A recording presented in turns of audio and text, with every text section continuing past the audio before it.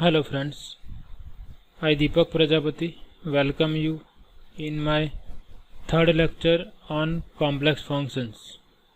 In previous two lectures we had introduced what is meaning of complex function. Today we will briefly discuss about limit and continuity of a complex function. Also we will have the definition of derivative of a complex function. So it is nothing but generalization for the definition of a real function. I hope all of you are familiar with the definition of limit of a real function. Limit of fx as x tends to a. What is meaning of this? So this means when x is approaching this fixed number a, fx is approaching this fixed number L.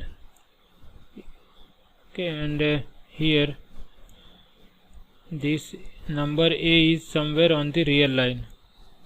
So there are two paths to approach this number, either from its left hand side or from its right hand side. So we know that if the limit is same either from left hand side or right hand side, then that same limit is called the limit of the function, and we say that limit exists. Okay, and here I have written the formal definition also. To define limit of a function, it is not necessary that function is defined at the point where we want to decide the limit. So we consider the function which is defined at all points z in some deleted neighborhood of z0.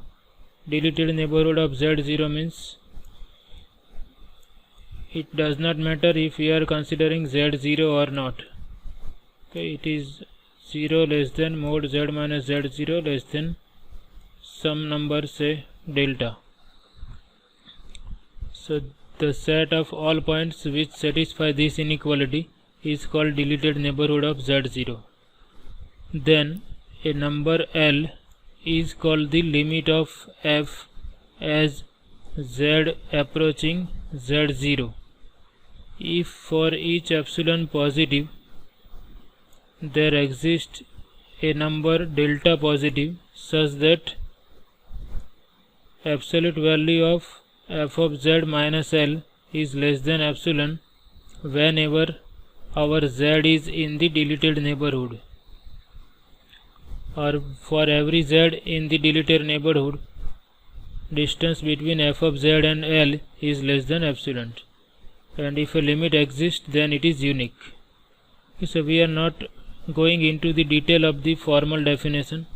The only difference in this limit, this is limit of function of only one variable or limit of function of real variable. This is limit of function of complex variable. So this z0 is some fixed complex number in the complex plane. So suppose z0 is somewhere here. So in this case, to approach z0 there are infinite number of paths possible. We can approach z0 in any number of paths like this. Okay, we can go along this parabola also, we can go along this type of parabola also. Okay, so there are infinite number of paths to approach this fixed complex number z0. So if the limit is same along all possible paths approaching z0, then that same limit is called limit of the function f of z as z tends to z0. Okay, so here things are not easy. To show that limit exists, you have to show that the limit is same along all possible paths approaching z0. So, but if you want to show that limit does not exist, you can find out two different paths such that the limit is different along those two different paths. Okay, and limit, if it exists, then it is always unique. You cannot have more than one limit. Next definition is continuous function. So for continuity, our function must be defined at a given point. Suppose I want to check whether my function f of z is continuous at z0, then first requirement is, this is first requirement. First requirement is our function must be defined at z0. Now if your function is defined at z0, then we have to check whether limit at z0 exists or not. So then I have to check the limit. First I check whether function is defined at a point z0 or not. Then I will check whether limit exists at a point z0 or not. If these two conditions are satisfied, then I have to check whether limit of function at z0 and value of function at z0 are equal or not. So if these three conditions are satisfied, we can say that function is continuous at point z0. And if we want to check continuity in some domain, then function is continuous in some domain D if it is continuous at each point of domain. Okay, domain means some set in the complex plane. Okay, suppose I consider some set in the complex plane. Suppose this is the domain D. Then function is continuous on domain D if it is continuous at each point in the domain D. That is meaning of continuity in a domain D. So we consider one example to check continuity. Suppose our function is z bar upon z at non-zero point z, and value of function at z equal to 0 is 0, and we are asked to check the continuity at origin. So first requirement for continuity is function must be defined at the point where we want to check continuity. So here we want to check continuity at the origin, that is z equal to 0. So function is defined at z equal to 0 and value of function at z equal to 0 is 0. So f of 0 is 0, that means f of 0 is defined. So what is second condition? This is satisfied. Now we have to check whether limit exists or not. So we find out, or we check what is limit of this function as z tends to z0.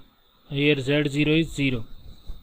So to check limit, what we are doing first, we are taking two different paths and we try to check whether we are getting the same limit or not. The point at which we want to check limit is origin, that is z equal to 0. Okay, you can write this as order pair 0 0 also. Suppose this is x axis and this is y axis. So first we consider limit along this path, along positive real axis, that means x axis. So suppose we are approaching origin along this path. So along this path, this x is positive because we are on the right side of y axis, and on this path value of y is 0. So to find out limit, we have to first convert this function in terms of x and y. So if we take z equal to x plus iy, okay, we have to consider z equal to x plus iy.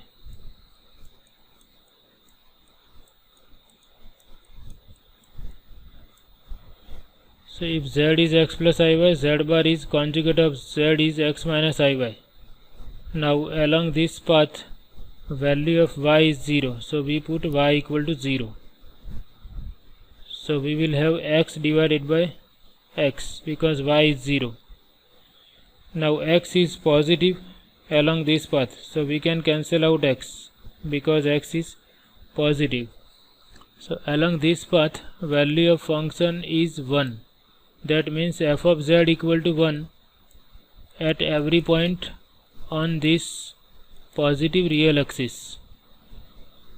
So So value of limit of f of z along positive real axis is 1, because value of function is same along all the points on this path.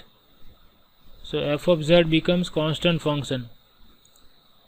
F of z equal to 1 for every z on positive x-axis. So limit of constant function is constant. So limit of f of z equal to 1 as z tends to 0 along positive real axis is 1. Similarly, we check limit along positive y-axis. So we consider this path. So along this path you can see y is positive and x is 0. So again I have to put here y equal to 0 and x is positive. Okay, so that I have written again here. So along positive imaginary axis x is 0, so we put x equal to 0, and because y is positive we can cancel out y, so we will have minus 1. So along positive y-axis along this path, if we consider any point on this path, value of function is minus 1. So therefore limit of f of z along positive y-axis or positive imaginary axis is minus 1. So you can compare these two limits. Limit of f of z along positive x-axis is 1 and limit of f of z along positive y-axis or positive imaginary axis is minus 1. So what we can conclude is we are able to find out two different paths such that limit is not same along those two different paths. That means limit is different along these two different paths approaching origin. This shows that limit of f of z as z tends to 0 does not exist. So second condition is not satisfied, therefore f of z is not continuous at origin. Okay, so in this way we can decide the continuity of a function at a given point using the definition. Now we take definition of derivative of a complex function. So it is similar to definition of a function if x is real variable. Okay, if you recall from your school, definition of derivative at point x is limit of this quotient fx minus f of a divided by x minus a. Okay, if we have function of x, then that function is differentiable at point a if this limit exists, and if this limit exists, then the value of limit is called derivative of fx at point x equal to a. So here also we are generalizing this definition. Instead of x we are writing z, complex variable, and instead of this real variable a is fixed real variable, we will consider fixed complex variable z0. So here we can write z instead of x and z0 instead of a. So that is this simple generalization from real variable to complex variable. So limit of f of z minus f of z0 divided by z minus z0. If this limit exists, then that limit is called derivative of function at point z0, and we say that f is said to be differentiable at point z0. We can write this definition in another form also. Suppose z minus z0 is delta z, then we can write z equal to z0 plus delta z. So here we replace z by z0 plus delta z, and as z is going near to z0, delta z will go near to 0. If distance between z and z0 is decreasing, delta z is also decreasing. So as z tends to z0, delta z is tending to 0, and we can replace z by z0 plus delta z. So here we will write, instead of f of z, we will write f of z0 plus delta z, and z minus z0 is delta z. Okay, so this is another form of the definition of derivative. So this is derivative at any point z0. So at whatever point you want to find out derivative, you have to consider that point as z0. Now this we can rewrite by replacing this z0 by z also, because this is the definition at any point z0.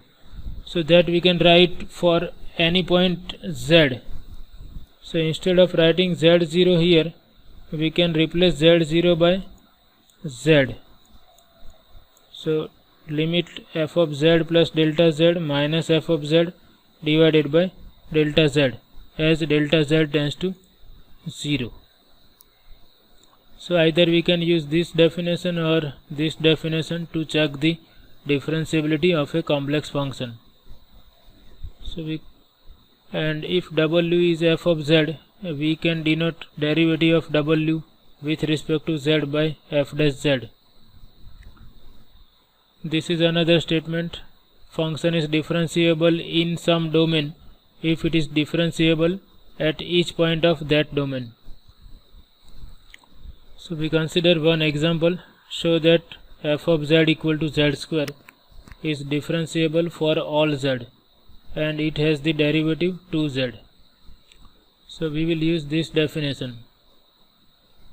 So f of z is z square. To use this definition, we require f of z plus delta z.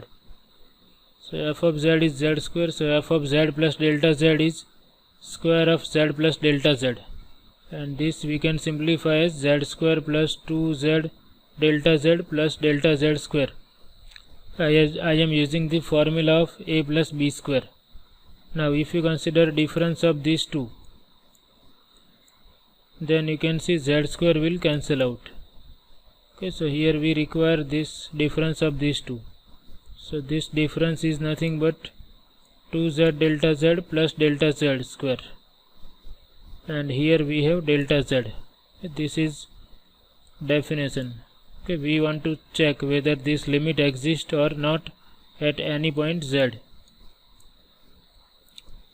Now here again we can take delta z common. One delta z will be common from these two, and it will cancel out with this delta z. So this remains 2z plus delta z, and if we take delta z tending to 0, this is 2z, and this point z is arbitrary. So we can say that limit is 2z for all z. That means limit exists at any point z, and value of limit is 2z. So this shows that f of z is differentiable for all z, and derivative of f of z is 2z at any point z. Okay, so in this way we can show that function is differentiable using the definition also.